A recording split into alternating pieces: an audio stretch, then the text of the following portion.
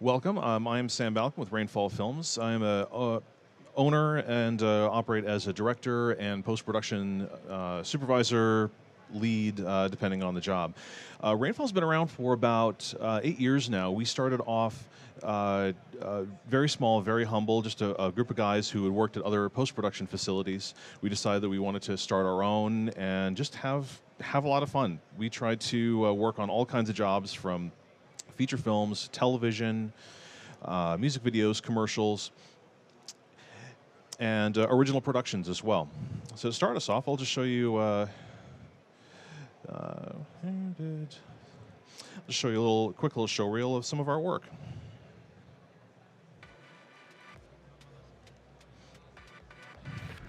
We use Cinema 4D completely for our all 3D work. We've been using it. I started using Cinema 4D back in college about 15 years ago. It was a very different program back then, and what drew me to it was its usability. It was incredibly easy to pick up and go. Just start creating amazing stuff right off the bat, and that appealed to me, especially as a college student who was just sneaking into the computer lab late at night. And stuck with it ever since, as they've been adding more and more pro features as we've gone along. What I really appreciate about Cinema 4D is how versatile it is. Even though it has unbelievable pro features now, it also gives you an amazing flexibility to do really good stuff very quickly. If you have a short budget, short amount of time to get cool things done, you can do it. This is one shot here that we're going to be talking about in a few minutes. In addition to hiring out our services for production and post, we like to do, about once a year or so, we'll do something fun, just in-house, on our own, either something original or something based off of an existing IP. We've done stuff, this is something we did, a Wonder Woman proof of concept. We've done stuff for Legend of Zelda. We did we shake it up, we'll do like a Duck Hunt horror film.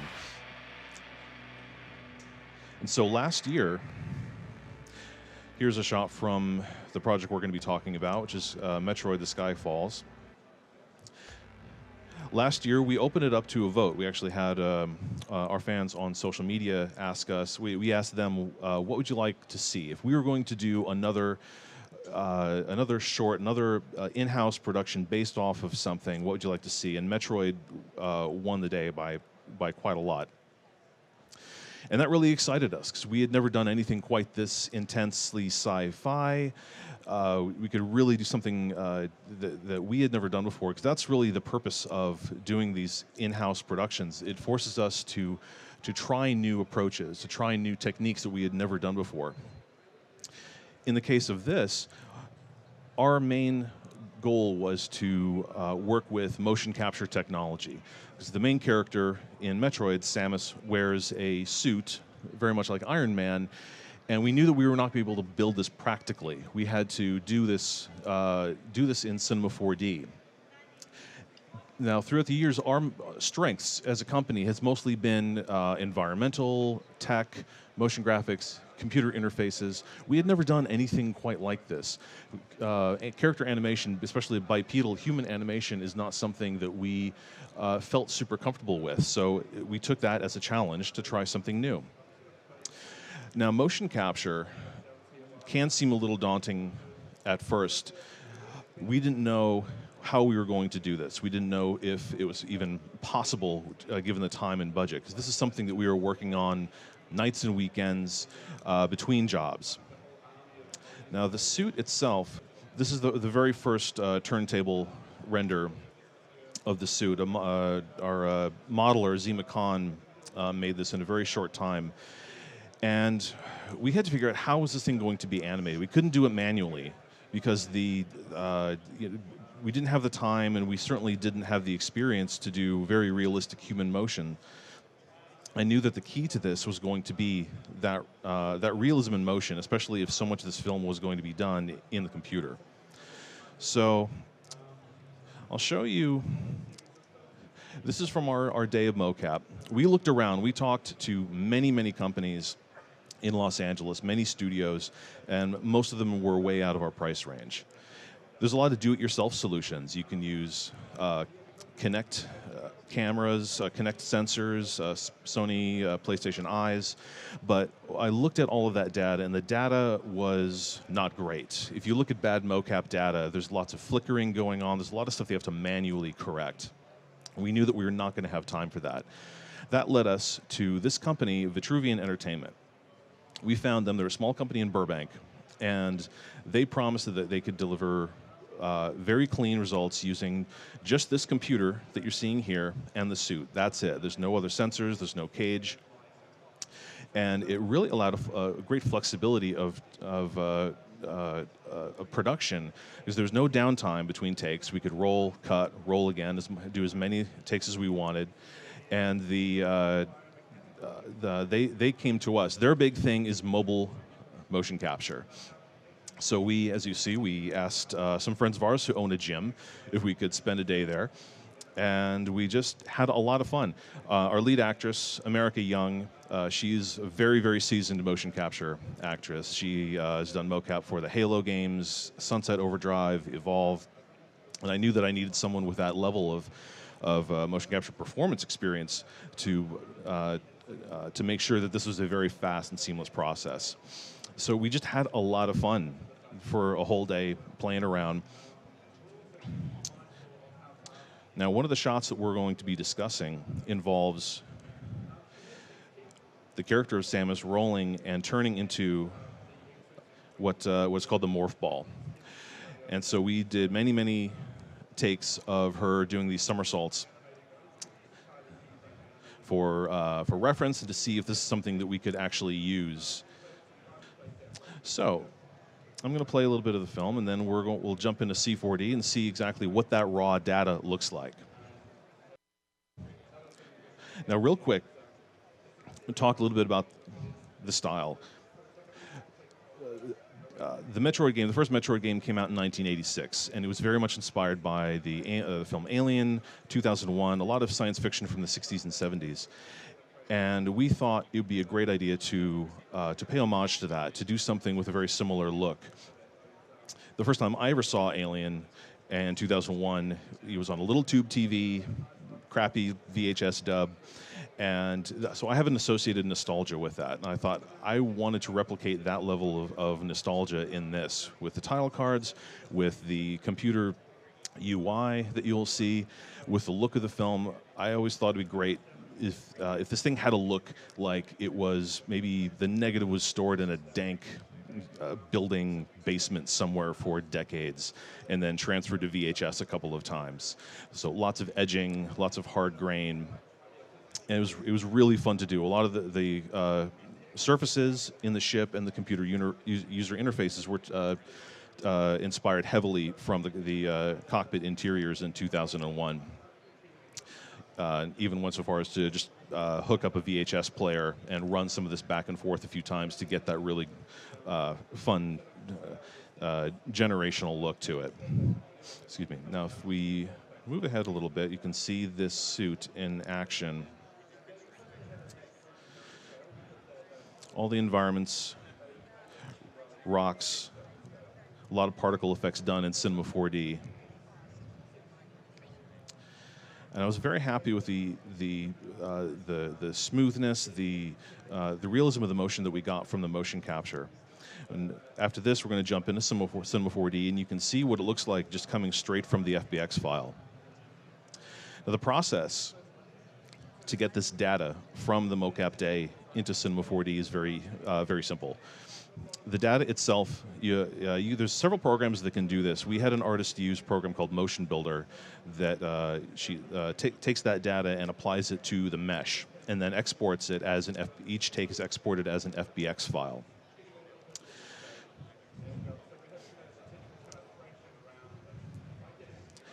The FBX files are then opened up in Cinema 4D, and you can choose to bring in animation. There's different file formats that you can export, but we found through a lot of testing that FBX was the best way to go. Now, the shot we're going to discuss is coming up in a second here. And if you wish to see the full film, you can do so. You can go to rainfall.tv. You can also search for Rainfall Films on YouTube, Vimeo, and it will pop up. So the shot is this next one here. She's going to back up and turn into the morph ball.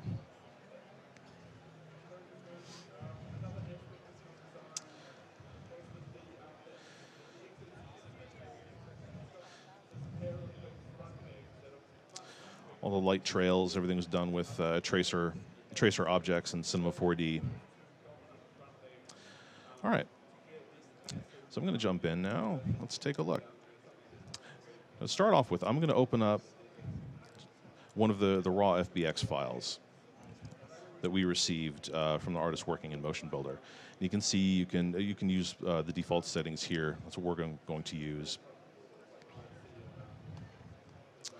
Opens up, and I'm just going to do a quick texture fix here.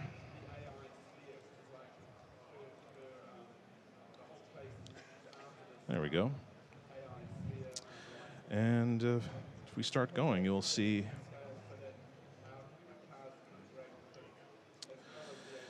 that the raw data without any manually tweaking looks pretty great from the get-go. Now, nothing is ever going to be perfect. We are going to have to fix some things, especially with issues with clipping. You'll see chin clipping through the chest right there, the arms clipping through the legs.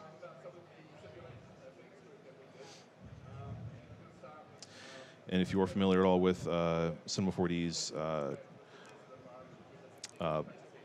bone structure, character animation, this will all look very familiar.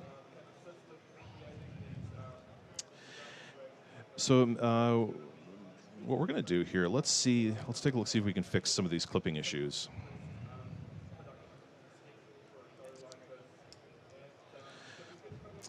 Now, there's many ways of doing this. Something to keep in mind is that we were, like I mentioned previously, under a very short timeline to get this done. During the day, we were working on client jobs, and pretty much nights and weekends we were working on this. So we needed fast ways to get good-looking shots done, and thankfully C4D has a lot of tools that let you do that. I'm just going to take a look at the left arm. As you'll see, bringing in the data, every frame has a keyframe in it. So a lot of the times, if you want to do any manual manipulation to it, it's just a matter of deleting and repositioning these keyframes. Like if I decided that at this point here, I really want to fix her left arm, you know, it's okay starting here. So I'm going to go ahead and delete those keyframes. And then let's say about like right here is the end of our shot.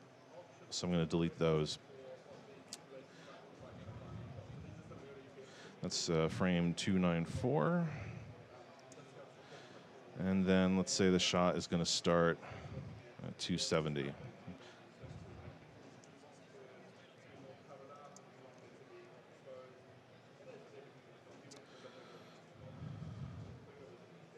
Okay.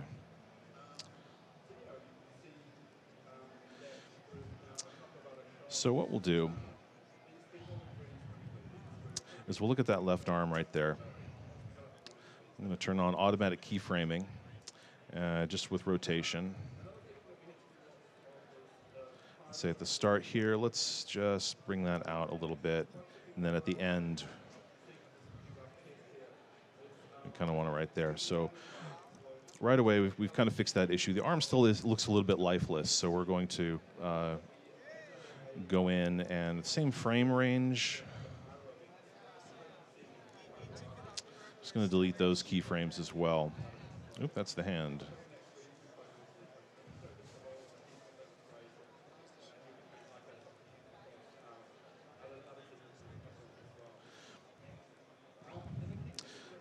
So I'm just going to throw a few little extra keyframes in there. Now the thing is, as you've probably noticed, that the MoCap data didn't bring in anything in for the fingers. So the fingers are the only thing that we really do have to do some manual manipulation to. But instead of doing manual keyframing, I'm going to make use of Cinema 4D's Vibrate tag, just to add a bit of randomality to it.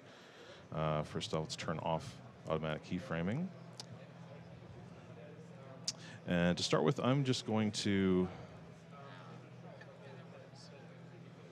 get the hand in just kind of a neutral position there.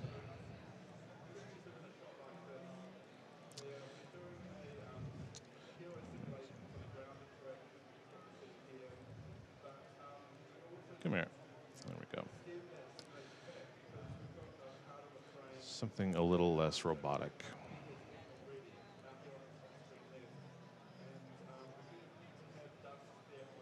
All right. And now, for each main finger joint, I'm going to throw on a vibrate tag, a rotation. Now, if I don't do anything, if I just leave it at default, you'll see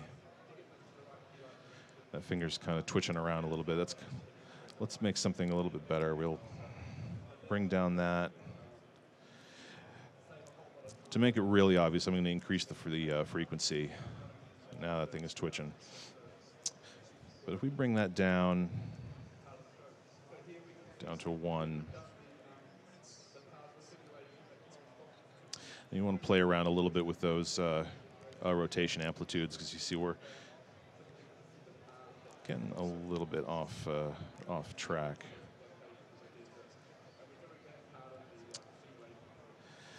So once we're happy with it, bring that down as well. Once we're happy with it, I'm just going to go ahead and copy that to each joint, and then change the random seed just so that they're all moving a little bit differently. Oh, and I'm doing 1 for each value. That's no good.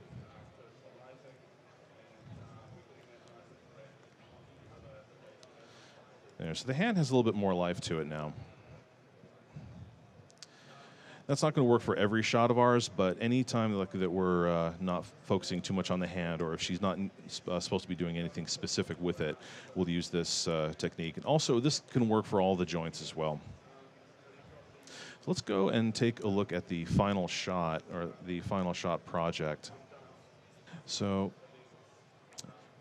as she starts running, this, as you'll see in this, she kind of just pops into the ball. We used the actual ball transformation animation was in a different project.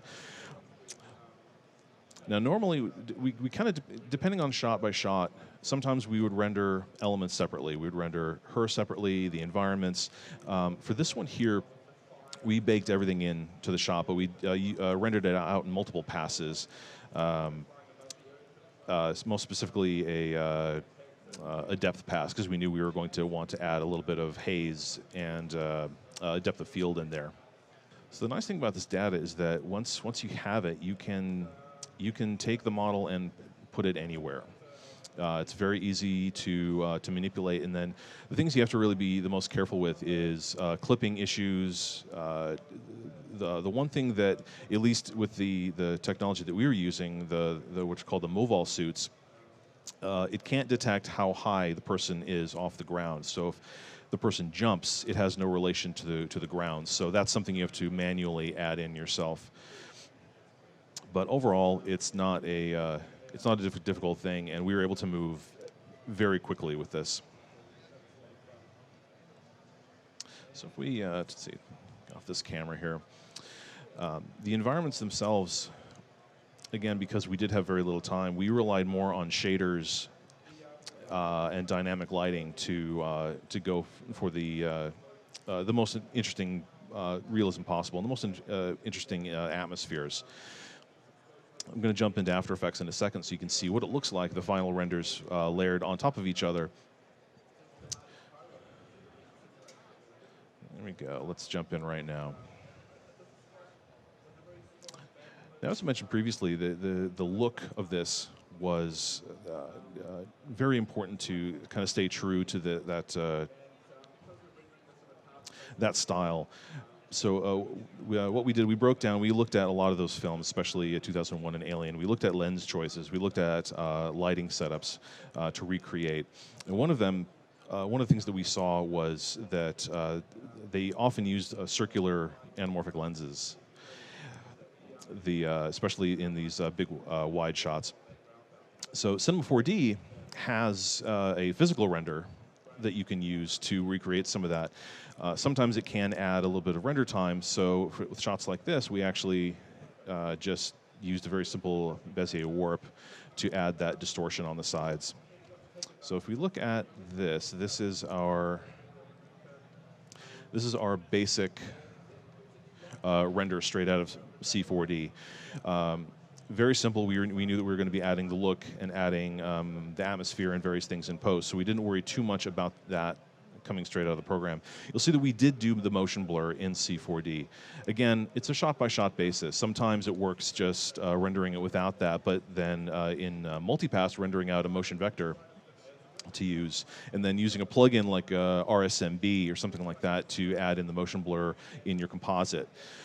For a shot like this, because it was a fairly motion technical shot, we made sure to bake the motion blur in C4D for the best results. Our friend the Vibrate tag came in handy as well with the cameras. Come on, After Effects. When we had some shots like this where we wanted the camera to have just a little bit of sway to it, as if it's on like a dolly track that's not quite perfect. So let's go layer by layer here to add in. These are some glows. This is some haze, some atmosphere that you can see on our depth pass. Very useful for a whole number of reasons. And then on this adjustment layer here, we're desaturating it a little bit so it's not quite such a harsh red, that Bezier warp that I mentioned, and then a camera lens blur just on the edges to give a bit of that vignetting that you often see, especially in older lenses.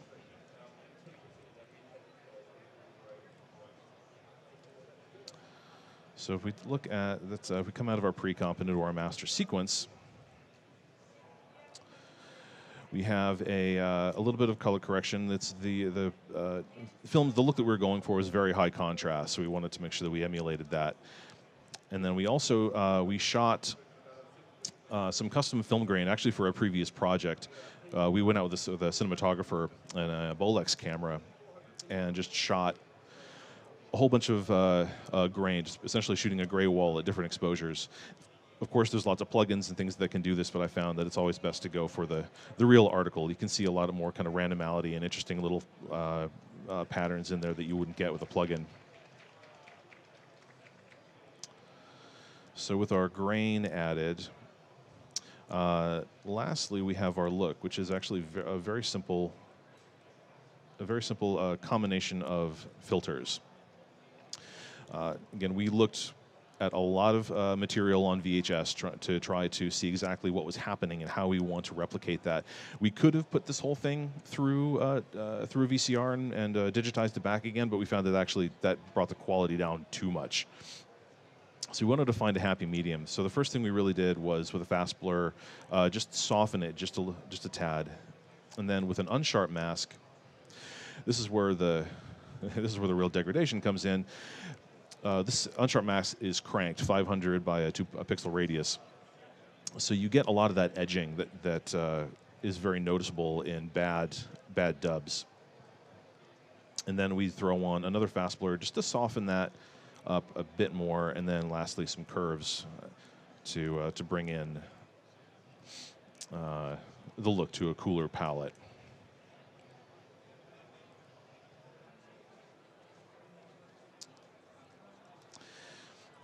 I'll show you a few little breakdowns here. First one up, as I had mentioned, we really wanted to use 2001 for a lot of the inspiration for the computer surfaces. So you see a lot of the buttons in the background we pretty much modeled very, very closely. User interfaces.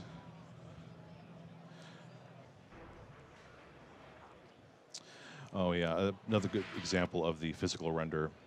Of course, this being heavily inspired by 2001, we had to have a wormhole sequence, and used a variety of techniques to do this. And for this one here, we did use the physical render to get some interesting warping results.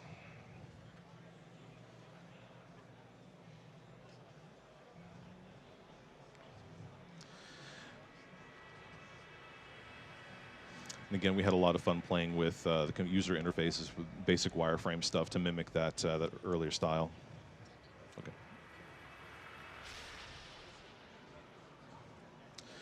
So a lot of particle effects.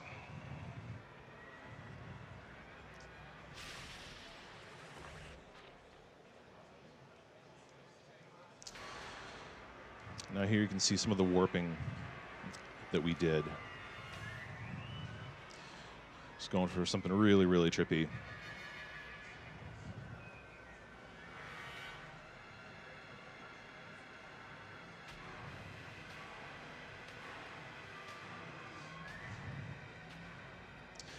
And of course, the wormhole itself, very simple, just two planes with an animated texture on it. And particle effects, using some thinking particles, using some particular. And oh, a quick little Easter egg in this. Down in the corner, you can see a Nintendo Entertainment System, because of course, why wouldn't you have one in your cockpit? All this stuff we thought was a lot of fun to play with, pay homage to. Because usually when you do sci-fi stuff right now, people usually want it to look as slick as possible. Heads-up displays, holographic stuff. So it was a blast for us to do something a little more analog. This is a quick little breakdown of one of the earlier shots. All the different passes coming out of C4D blending together. The environment itself, we did a lot of previs and a lot of R&D on the environment. We actually went out into the desert and shot a ton of motion plates that we thought we were going to actually use for it, but looking back on them, we realized that it looked like California desert, and there was absolutely no way that we could use any of it. So we thought we could save some time by using live plates. But in the end, we realized it was going to be easiest, and we were going to get more interesting camera moves if the entire environment was virtual. And then breakdown of the visor. Was going for a very Iron Man style approach here. And we were worried at first. We didn't know if we should actually throw down tracking markers on her face. We decided not to. And when we tried a few different techniques, we used C4D now, of course, has a great built-in motion tracker.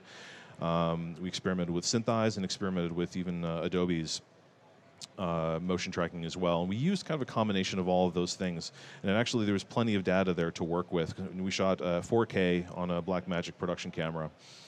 And thankfully, it tracked very nicely. Now, if we go back into C4D here, let's take a look at some real quick and dirty tricks that we use to speed up some of the environmental stuff. Now, especially like the floating rocks, and especially all the mountains in the background, as you can see, very, very, very low poly.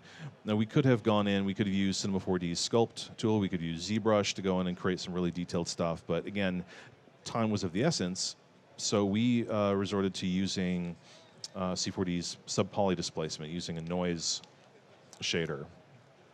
And it was a great way to instantly throw in some more detail. You can have a lot of fun with this. You can really crank it up and try different things. There's a whole bevy of different noise shaders in C4D that you can try. Bring that back down again. I'll turn off the... ooh, hello. Turn off the texture map there so you can see the model a bit more clearly. So this is, I think I said this was using about a 6 or a 7 point displacement. You can, of course, crank that even higher for more geometry, depending on how close or far this object is from the camera. It was just a really great way, again, to just throw on a simple texture and immediately get some cool results. Now, we also used the plugin NitroBlast for the moment where the rocks collide. And I'll show you just a quick display of this. And again, once the rocks start breaking apart, you see that the interiors are lower poly, or they have less detail than the exteriors. Thankfully, you can use UV mapping to target those interiors and give them that same kind of sub-poly displacement. Now, the new version of Cinema 4D, R18, something we're really excited about is that it now comes with a plugin that will, or it comes with a feature that will do this. I haven't gotten to play with it yet, but I really want to, because I think it's anytime they can use take away the necessity to use something like NitroBlast or anything like that is always great. Okay, let's see here. So here's a list. This is pretty much every MoCap take that we used, or that we recorded. And oh yeah, there's this is the very first test that we did, bringing in the MoCap data. You'll see a lot of problems with it. But this is when we realized that, okay, we actually have some usable stuff here. Now, to see that the model, the shoulders are deforming quite a bit when she moves her arms. You'll see it very clearly coming up.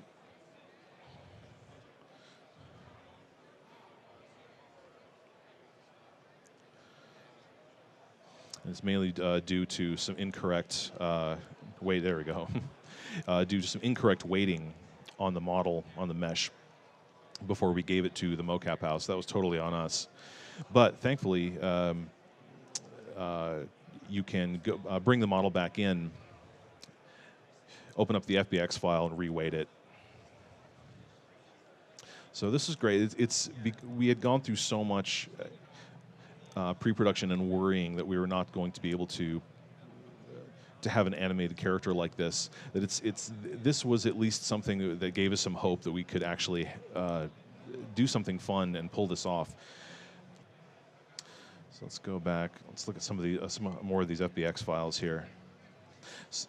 To create the film, we did something a little unconventional. We actually did not do any storyboarding ahead of time. The first thing that we did after the script was done was create the environments. We decided that for our workflow, to have the most flexibility in telling the story, we knew what it was going to be. We had it on the page, but we wanted to not restrict ourselves to any specific shots. And that's kind of where the fun of this comes in. I'm used to directing more in live action. So working with this, as you can see her arm clipping through the shoulder there, working with something like this allowed me to have more of the flexibility of really like an animated film. It was really fun to be able to bring in each shot, swing the camera around, and then see like what angle is going to be the best way to tell this story.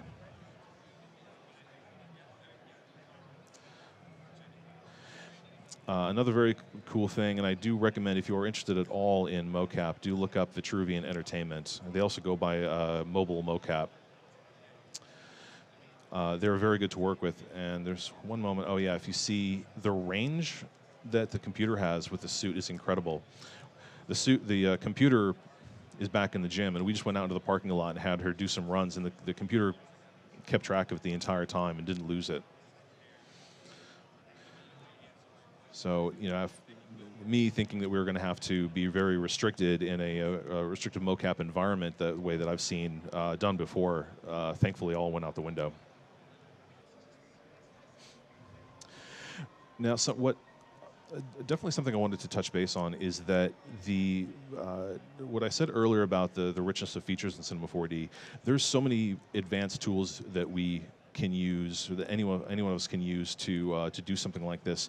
But because of that tight timetable, because we knew we had a very limited amount of time to get this thing done, Cinema 4D offers you a lot of those simple tools, like even just like basic stuff like the sub-poly displacement, shaders, to get really cool results very quickly. And without that, like, we would have been stuck. This would have taken like 5 years to do at that rate. So we had a lot of fun. If you have not played with Cinema 4D, if you're new to it, I highly recommend going, grabbing a demo and start playing around with it. Because just like I did way back in the day, just picking it up and just the get up and go of how easy it is, how simple it is to use, was really thrilling to me, especially coming from other programs that were just often so Greek to me. I couldn't, very hard to get started. Cinema 4D was a breath of fresh air. And again, if you've just joined us, you can watch this film. You can go to rainfall.tv, or you can also find us on YouTube and Vimeo, Rainfall Films.